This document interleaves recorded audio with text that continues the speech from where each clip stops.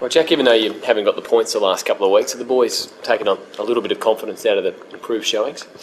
Yeah, I think you'd probably say that we haven't got the points, and we've been really disappointed to lose the games, obviously. But we've been competitive, and especially on the weekend, we were competitive for a large majority of the game. But still, it showed that little patch, like in the last quarter, that we weren't. It really cost us. So. We keep talking about that we feel like we're getting closer and closer, but we still haven't obviously got 4 points yet. So although it's positive, it's a negative in the same way that we've still got that little bit to go. I guess you'd have to be reminded about what happened last time down at Geelong. Does it come back into the memories this week? Do you talk about it at all, or you've just thrown it away?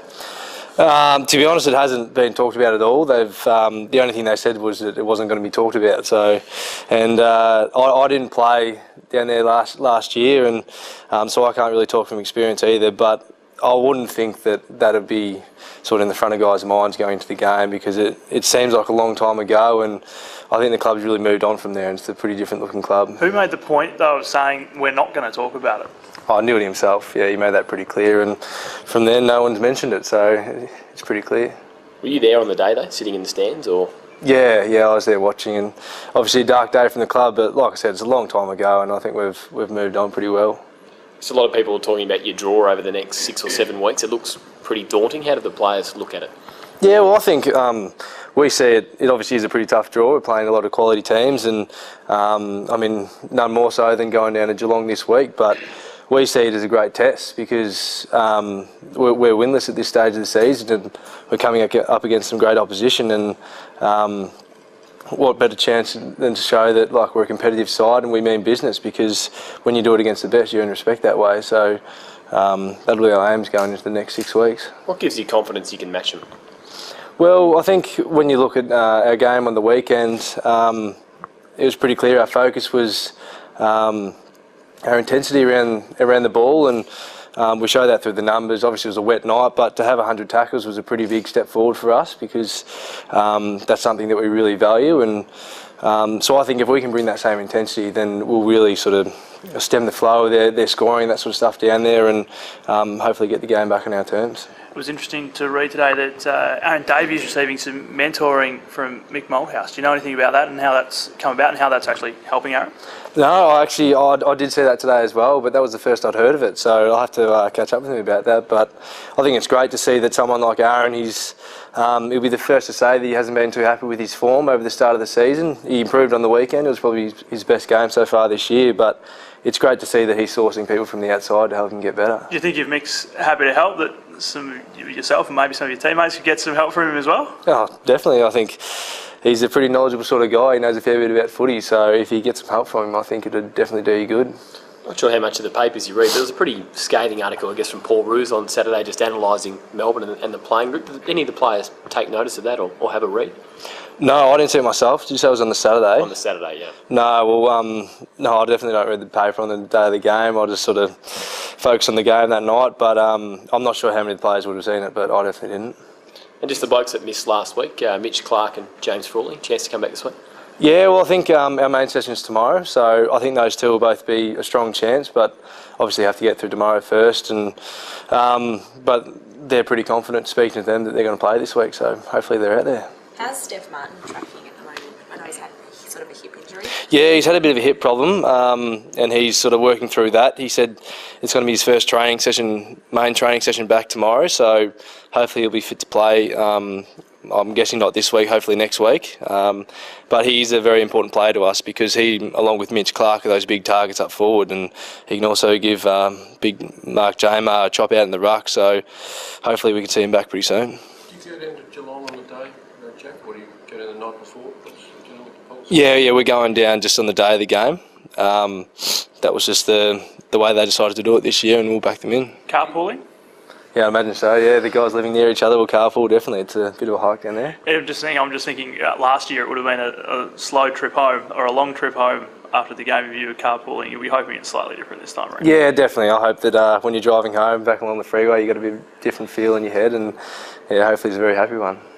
And Liam, Jack was playing in defence last week. You talked about bringing that intensity.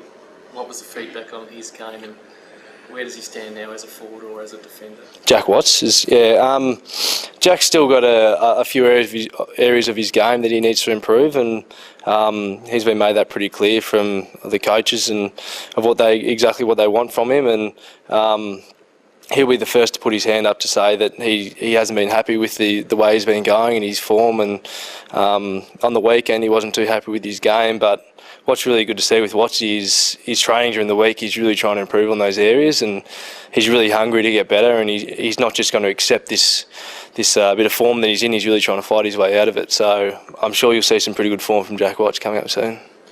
Liam Jarrett sounds like he's going to play VFL this weekend. How far from senior footy is he, given it sounds like last week he was pretty tired after training and couldn't even play in the VFL? Yeah, it's so exciting to see that LJ's going to be back, because he's such a barometer around here, I guess, because he brings a lot of spark and energy around the club, and to see him back playing footy, exactly what he loves, is going to be the best thing for him. And he was tired after training last week, but he really tore up the track. We played a few competitive games and he joined in and played really well. It didn't look like he'd missed any footy at all. So we'll wait and see how he goes in the VFL. I think there'll be a few people there watching him, but I dare say I think you'll need a fair bit of match fitness to get up to AFL level, but hopefully it's not too far away. Just as a young captain, these first 5 weeks, I mean, how tough has it been? A lot of your senior guys have either been injured or out of form. You've played in several losses. Just for you, how tough's it been?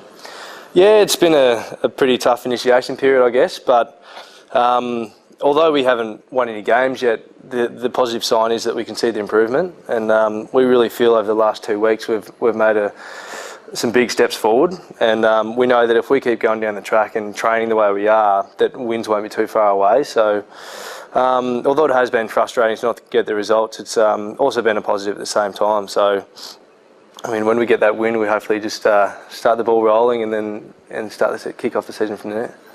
Just in terms of, there you go.